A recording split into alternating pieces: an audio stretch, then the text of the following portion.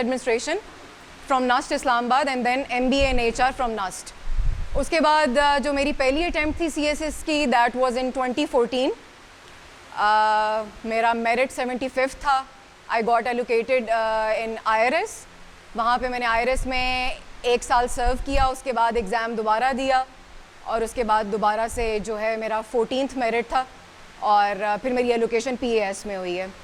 ये जो मेरी तीसरी अटैम्प्ट थी, बीच में एक और अटैम्प्ट थी जो कि मैंने फ़ेल की है इंग्लिश ऐसे में, ठीक है। ये आपको बताने का ये मकसद है कि देयर इज़ नो एक होता है ना कि गारंटी कोई चीज़ आपको बता दी जाएगी कि आप लोग कर लें और उसके बाद जो है आप लोगों का क्लियर हो जाना जो है वो कंफर्मेशन मिल जाएगी, ऐसा नहीं है।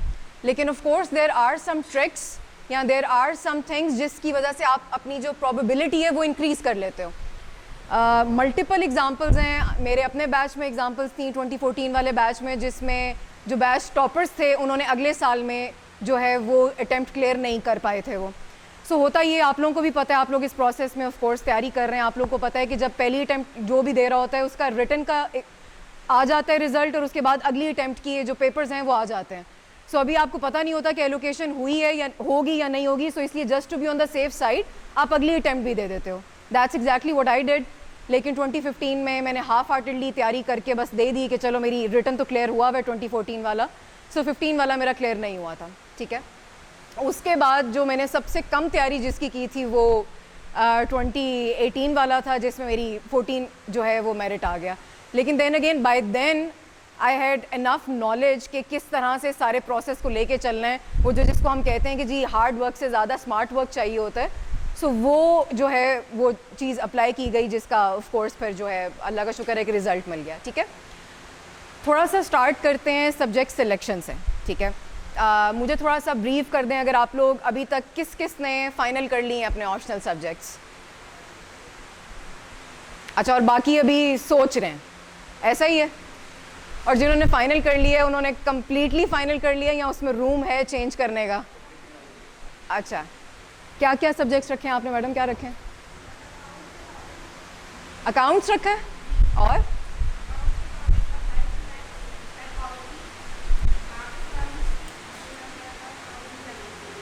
ठीक है, सही है। अच्छा, मैं थोड़ा सा बैठ जाएं प्लीज़, मैं आपको बताती चलूँ असल में जो मैंने अपना क्राइटेरिया, मैं आपको ये थोड़ा सा एक मिथ है ये कि जी ऑफ कोर्स जिन्होंने क्लियर किया होता है उनसे आपको गाइडेंस मिलेगी। जो बंदा जो CSS क्लियर करता है वो आपको गाइडेंस देगा, हर किसी का ओपिनियन डिफरेंट होगा। सो हम भी किसी पॉइंट पे आप लोगों की जगह थे, ठीक है। आई रिमेंबर मैं एकेडमीज़ में जाती थी तो मुझे भी बड़ी कन्फ्यूजन होती थी कि जो बंदा आ रहा है वो अपनी तरफ की बात कर रहा है, ठीक है। कोई क्लैरिटी नहीं है या एक वो नहीं है कि जी कंसेंसस नहीं है किसी एक चीज़ पे। उसकी रीज़न ये है कि हर किसी का अपना एक्सपीरियंस जो है ना वो डिफरेंट होता है इस पूरी जर्नी में। बहुत से लोग होंगे जो कि आपको मल्टीपल डिफरेंट सब्जेक्ट्स का कहेंगे और दूसरे लोग आके आपको कम्प्लीटली डिफरेंट उसका कहेंगे। सो अपने माइंड में उसको एक ईजी प्रोसेस बनाने के लिए आप क्राइटेरिया बना लिया करें। जिस तरह से मैं जब इस प्रोसेस में थी तो मैंने अपना जो क्राइटेरिया बनाया था उसके 3 फैक्टर्स थे कि whether that subject is scoring और not, whether I am interested in that subject और नॉट, बिकॉज जिस किस्म की पढ़ाई आपको करनी पड़ेगी, जिस किस्म की तैयारी करनी पड़ेगी, उसमें अगर आप इंटरेस्टेड नहीं हो सब्जेक्ट में तो ज़बरदस्ती का जो है वो कोई फ़ायदा नहीं होगा, ठीक है। एंड थर्ड इज़ बेसिकली कि आपने जो कॉम्बिनेशन अपने ऑप्शनल सब्जेक्ट्स का बनाया है वो आपको आपके कंपलसरी सब्जेक्ट्स में हेल्प करेगा या नहीं करेगा। ये मोस्टली ये लोग जो हैं ये चीज़ नहीं देखते, ठीक है। इसका बहुत ज़्यादा फ़ायदा होता है। वो फ़ायदा कैसे होता है वो मैं आपको एक छोटी सी एग्जांपल से बता सकती हूँ कि जब आप ऑफ कोर्स अपने ऑप्शनल सब्जेक्ट्स फाइनल कर लेते हो और जब ये आपने इतनी इंटेंसिव स्टडी करनी होती है और उसको पूरा जो है वो आप, क्योंकि शुरू में जब स्टूडेंट्स होते हैं ना वो ये सोच रहे होते हैं कि शायद जब हम पेपर में बैठेंगे तो हमारे पास इनफ मटेरियल नहीं होगा लिखने के लिए।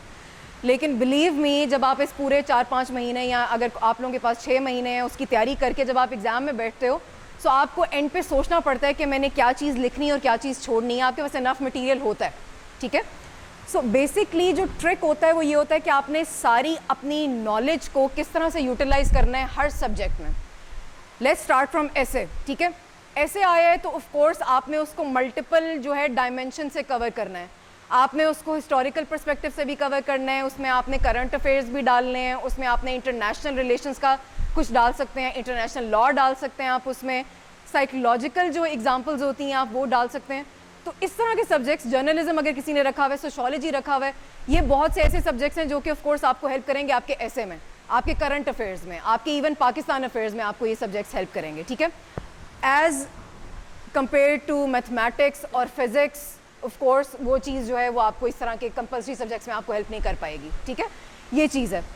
उसके अलावा इंटरेस्ट की जब मैं बात करती हूँ तो इंटरेस्ट में इसका ये कतई मतलब नहीं है कि अगर आपकी बैकग्राउंड नॉलेज है तो आप तभी वो सब्जेक्ट रख सकते हैं।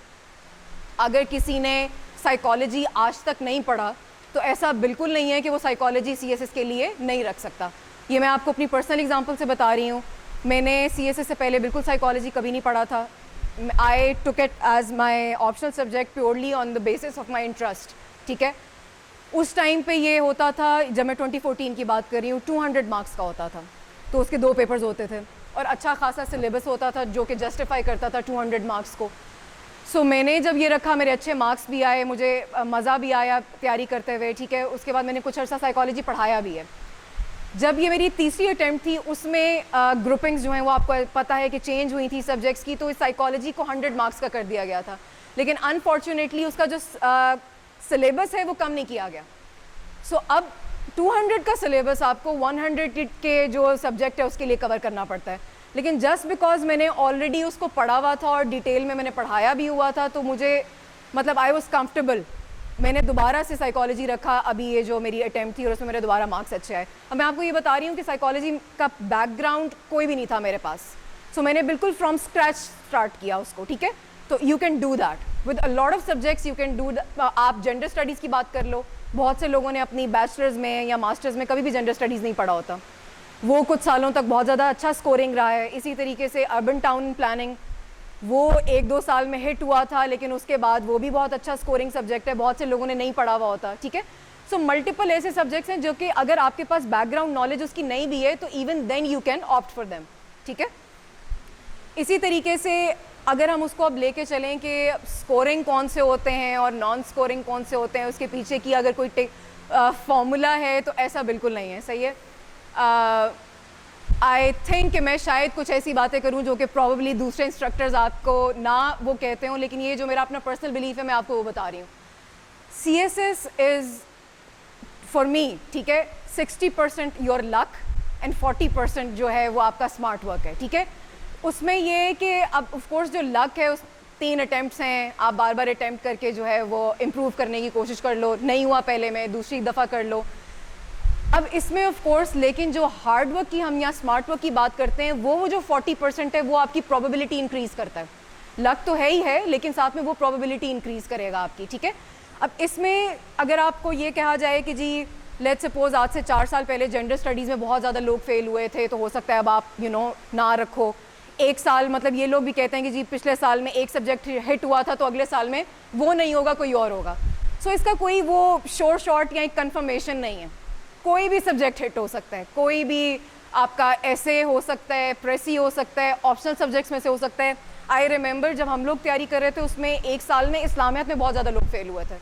अब इस्लामियात इज़ प्रिटी स्ट्रेट फॉरवर्ड, उसमें ऐसा कुछ भी नहीं है कि मतलब कुछ ऐसा हो कि आपका मतलब इतने ज़्यादा जो कैंडिडेट्स हैं वो फेल कर रहे हों, ठीक है। कोई ऐसी पर्टिकुलर रीज़न नहीं है, तो वो होता है, हर साल होता है। ये कौन डिसाइड करता है कि कौन सा सब्जेक्ट हिट होना है? नो वन नोज़, ठीक है। So it's purely based on luck.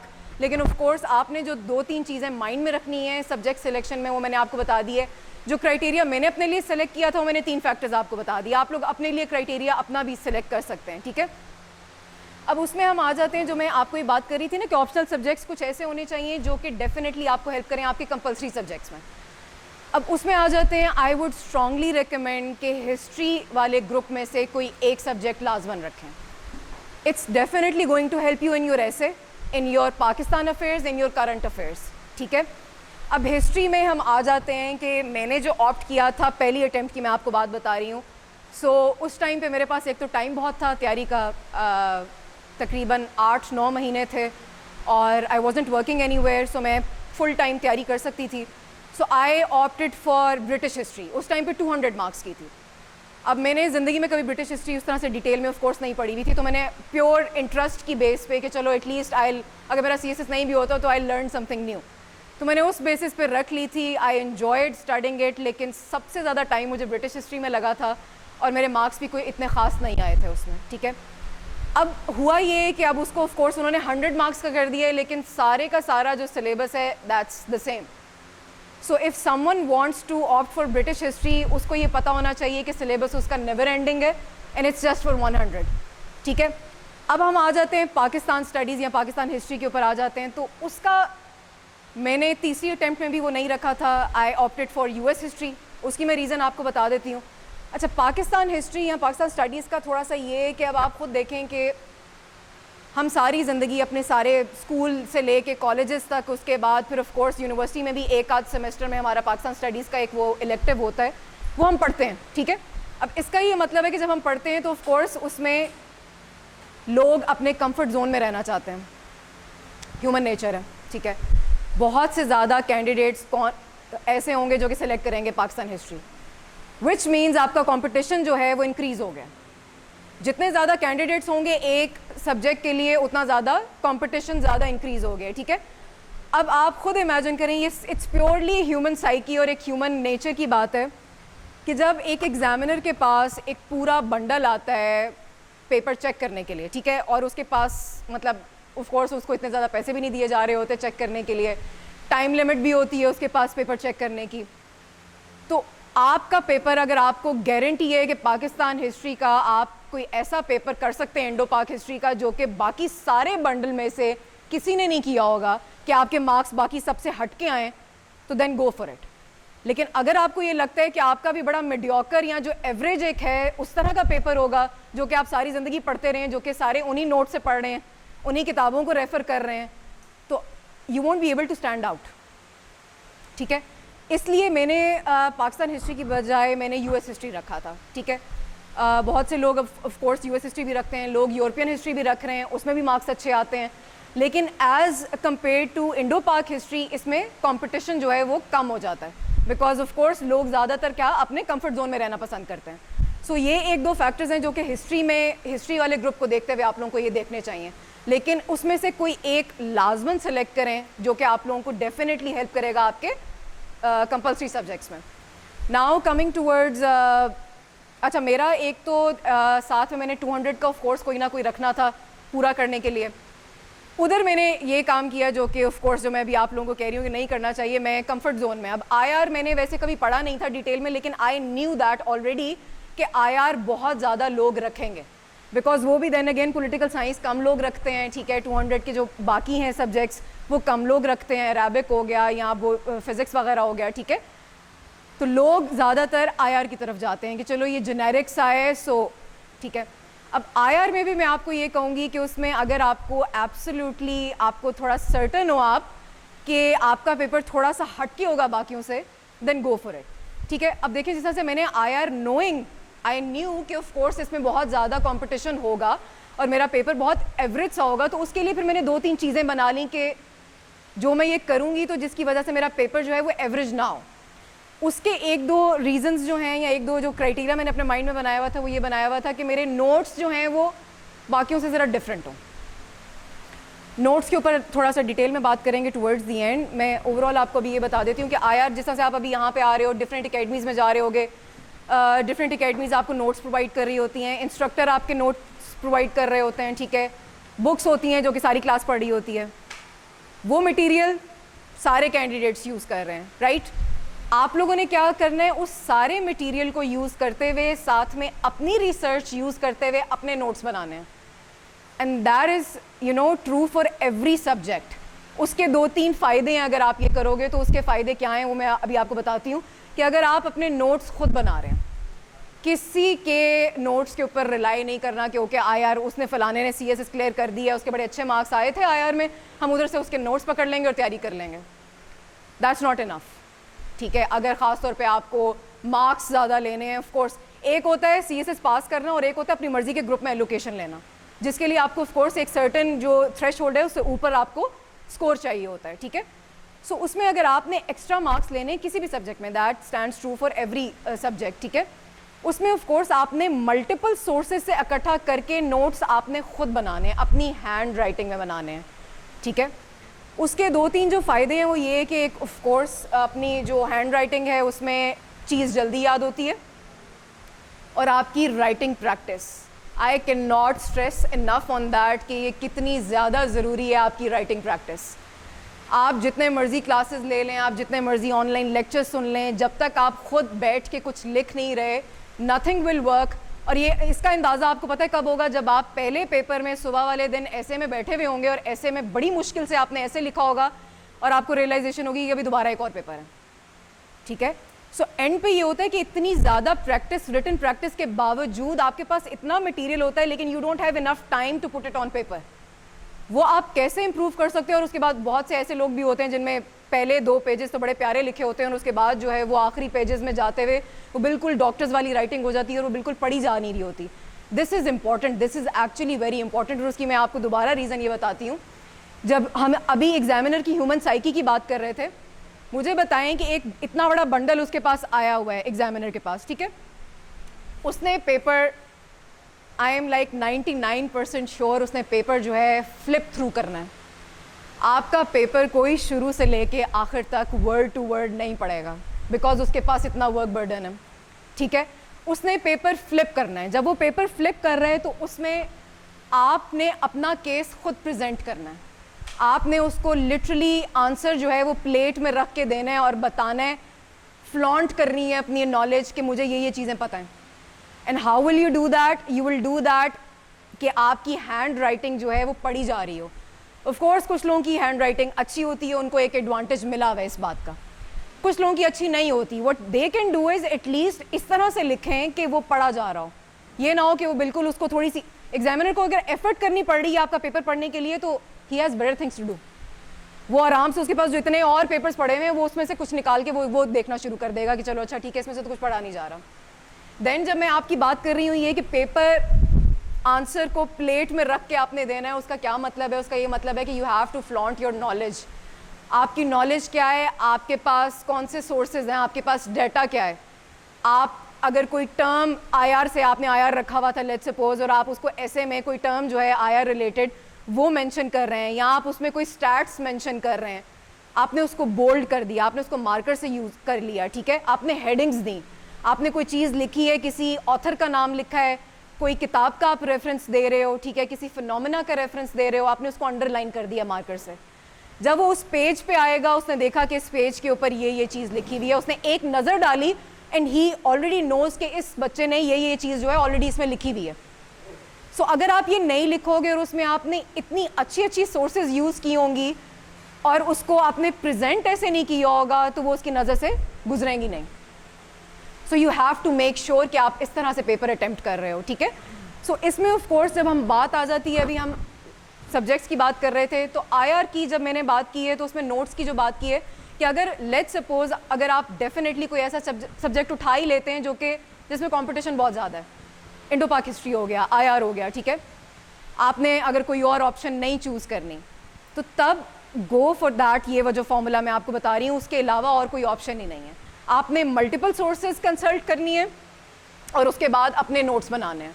अपने नोट्स आपने डिटेल में नहीं बनाने, बिकॉज डिटेल का पॉइंट नहीं है, ऑफ कोर्स उसमें टाइम भी ज़्यादा लगेगा। बुलेट पॉइंट्स, बिकॉज जब आपको एंड पे रिविजन में भी चाहिए होता है तो वो आप बुलेट्स देख रहे होते हो, हेडिंग्स देख रहे होते हो, स्टैट्स देख रहे होते हो और रिवाइज कर रहे होते हो, ठीक है।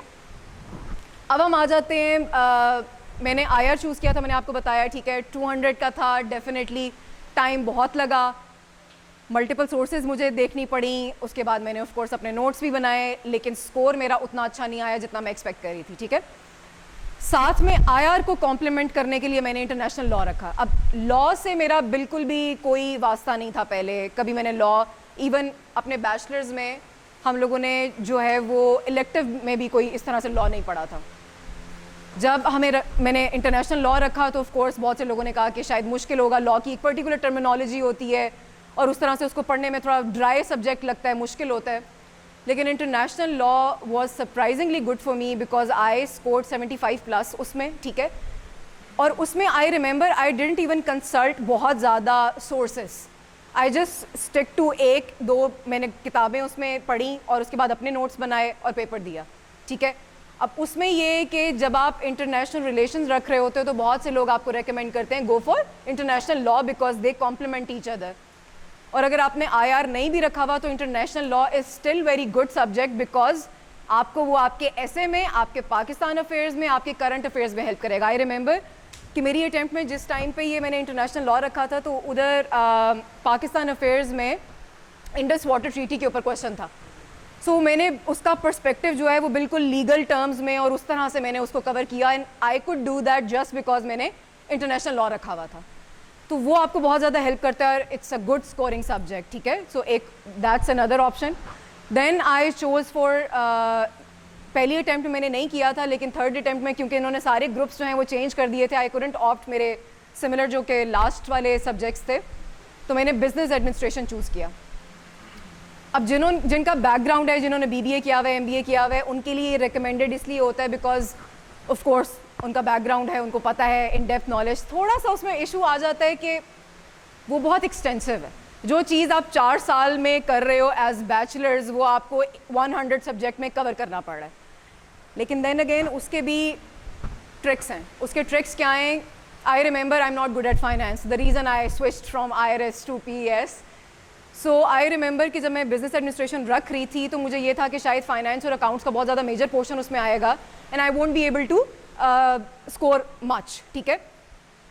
लेकिन देन अगेन मैंने अपना जो मार्केटिंग, HR और जो सप्लाई मैनेजमेंट और बाकी जो ऑर्गेनाइजेशनल बिहेवियर, इन सारी चीज़ों को मैंने स्ट्रॉन्ग वो बना लिया, ठीक है।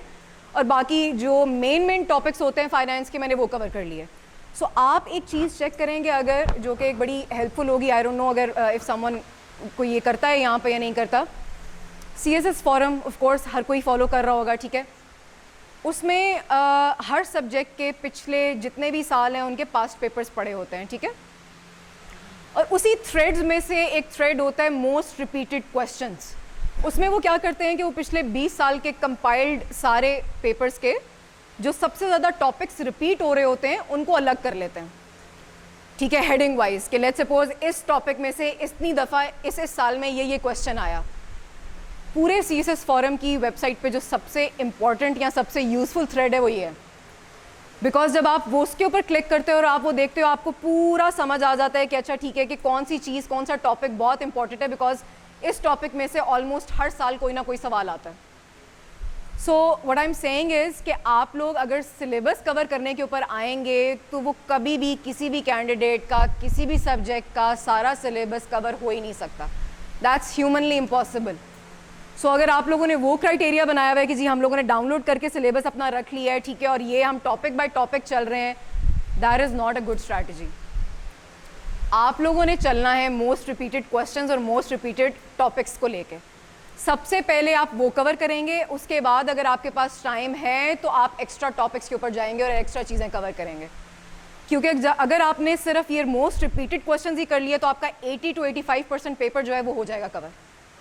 क्योंकि एक ट्रेंड है जो कि फॉलो कर हर साल, इवन अगर मैं साइकोलॉजी की बात करूं उसमें डिट्टो कुछ चैप्टर्स होते हैं। अब है वो 200 मार्क्स का सिलेबस, ठीक है, लेकिन अब 100 का हो गया है। सो उसमें भी अगर कोई साइकोलॉजी ऑप्ट करता है तो उसके लिए भी बहुत फ़ायदेमंद है कि उसको सारा सिलेबस कवर करने की ज़रूरत नहीं है, वो सिर्फ मोस्ट रिपीटेड टॉपिक्स वगैरह के ऊपर जाए और अगर उनको कवर कर ले तो उसका 80 to 85%, because choice is always there, तो वो आपको ऑलरेडी कवर हो जाता है, ठीक है। सो जिसको हम स्मार्ट वर्क कहते हैं ना, वो ये चीज़ होती है, वो ये नहीं होती कि अच्छा ठीक है आप बस सुबह से लग गए हो और रात तक आप पढ़ रहे हो और घर वालों को भी पता है और रिश्तेदारों को भी पता है कि जी बच्चा CSS की तैयारी कर रहा है। So don't go for that. आप आराम से अपना जो एक स्ट्रैटेजी है उसको बनाएं और उसको फॉलो करें, ठीक है, जिसमें आपका टाइम भी बच रहा है और जिसमें एक आपने स्ट्रीमलाइन की हुई है चीज़ें, you not all over the place. Because I remember as a student जब मैं कोशिश कर रही थी, पढ़ाई कर रही थी, तो तब मुझे इस चीज़ की बहुत ज़्यादा कन्फ्यूजन होती थी कि किसी भी टॉपिक को उठाना और ख़ुद से रिसर्च कर रही हो ना और सारी चीज़ें कंसल्ट कर रहे हो ना, तो वो ऑलमोस्ट मुझे 2 से 3 दिन एक ही टॉपिक पे लग जाते हैं, क्योंकि वो इतनी इन डेप्थ मुझे ये नहीं समझ आती थी कि मैंने कहाँ तक पढ़ना है या कितनी चीज़ें डिटेल में मैंने इसकी इकट्ठी करनी है। So don't do that, because अगर आप उस स्पायरल में चले गए तो वो एक नेवर एंडिंग स्पायरल है और वो आप कभी भी अपना जो है वो एक टॉपिक से दूसरे टॉपिक पे मूव ही नहीं कर सकोगे। So you have to put your foot down कि नहीं, मैंने एक दिन इस टॉपिक को लगाना है, इसमें मैंने ये फैक्टर्स कवर कर लेने हैं कि वो सारी डायमेंशन से वो टॉपिक कवर हो जाए, ठीक है। और वो जब आप साथ में आपने वो थ्रेड खोला होगा जिसमें वो क्वेश्चन किस तरह से पूछते हैं, तो ऑफ कोर्स आपको टॉपिक कवर करने में हेल्प हो जाएगी कि आपने कौन से फैक्टर्स हैं जो कि टॉपिक के लिए आपने कवर करने हैं, ठीक है, कौन से डायमेंशंस हैं, कौन से एंगल्स हैं जो कि आपने कवर करने हैं।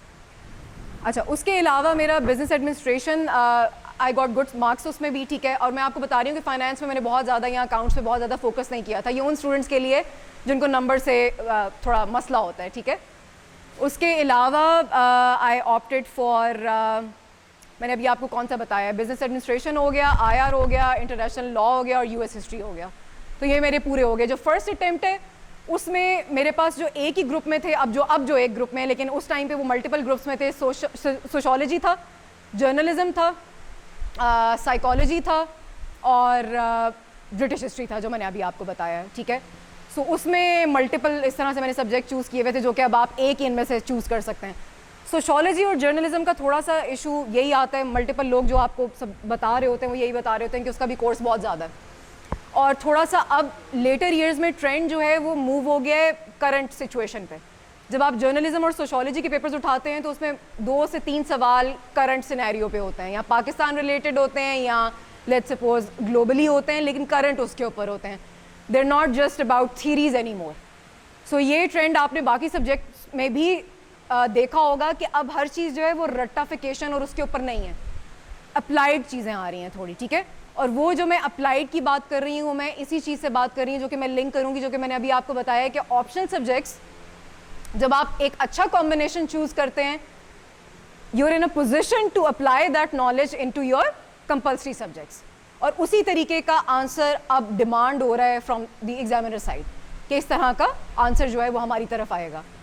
उसके अलावा अच्छा, कुछ सब्जेक्ट्स जो कि कोर्स मैंने नहीं रखे थे लेकिन दे आर वेरी स्कोरिंग, और मेरे बैचमेट्स ने या डिफरेंट कॉलीग्स ने जो रखे थे, वो जो लैंग्वेजेस हैं, Punjabi being one of them, Sindhi being one of them, ठीक है, इनमें अच्छा स्कोर आता है। लेकिन देन अगेन ये सिर्फ उन लोगों के लिए नहीं है कि जी अच्छा ठीक है कि अगर आपको सुनने में आसानी है पंजाबी या सिंधी या आप बोल सकते हो तो you are good to go.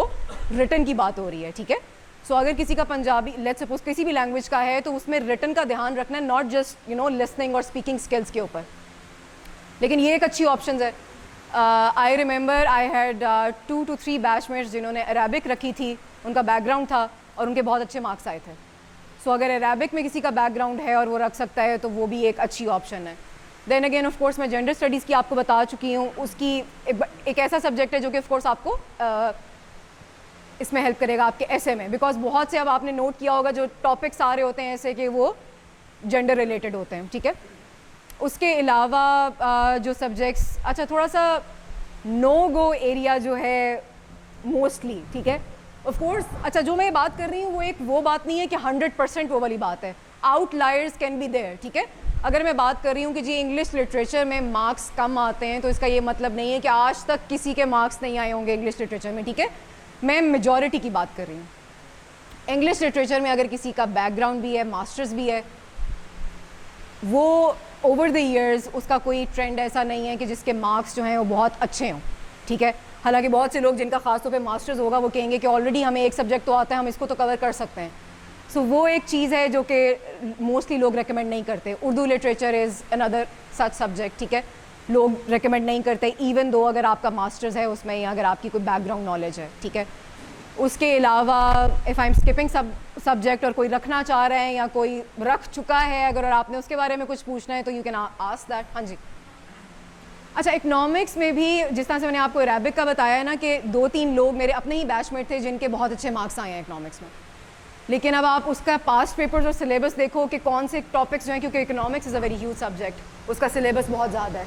If you feel confident enough कि आपकी बैकग्राउंड नॉलेज है उसके ऊपर और आप एक अच्छा पेपर अटैम्प्ट कर सकते हो तो गो फॉर इट, कोई मसला नहीं है उसमें।